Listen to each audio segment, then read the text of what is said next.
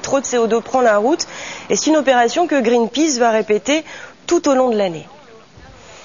Voilà un sujet maintenant qui va probablement vous étonner. Selon une récente étude de la chaîne d'information américaine CNN, la Belgique serait aujourd'hui parmi les 7 premiers pays au monde où l'essence est la plus chère.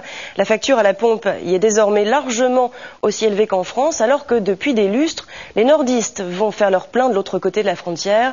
C'est notre dossier Europe d'à côté, signé Camille Boudin et Benoît Bunicourt.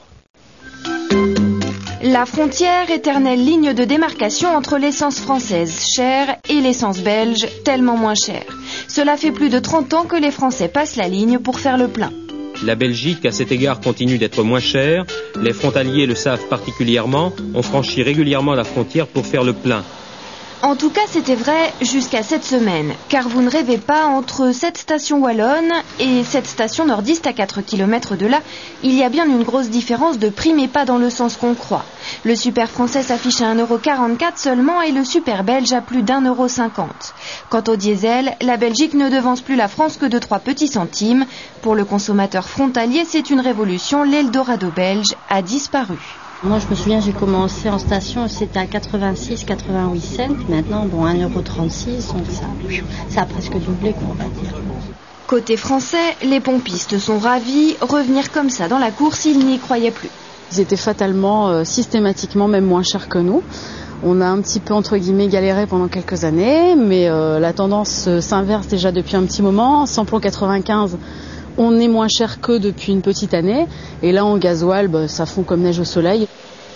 Mais pour l'instant, l'automobiliste immatriculé 59 ou 62 continue d'envahir les stations belges.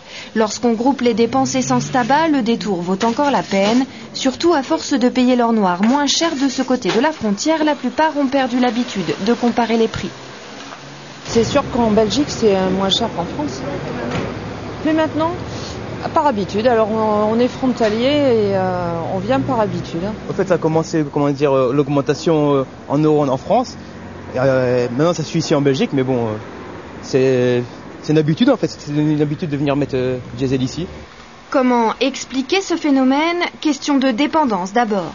La Belgique importe 100% de sa consommation et le baril est à 135 $, un record.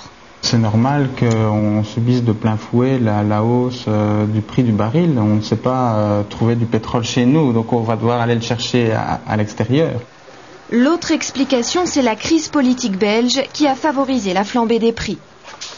Tant que nous avions un gouvernement, c'est-à-dire jusqu'aux dernières élections, nous étions avec un système de cliquet qui protège le consommateur justement d'une hausse fulgurante du prix du carburant.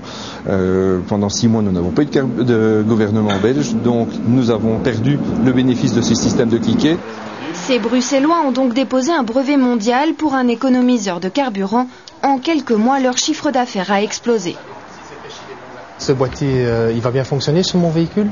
Oui, mais l'EcoBox coûte 300 € et n'est rentable que sur les longues distances. La plupart des automobilistes se serrent donc la ceinture, côté français comme côté belge. Certains ne dépensent plus que 10 € par passage à la pompe. D'autres reviennent aux bonnes vieilles méthodes d'il y a 30 ans. Le vélo, écologique, hygiénique et économique.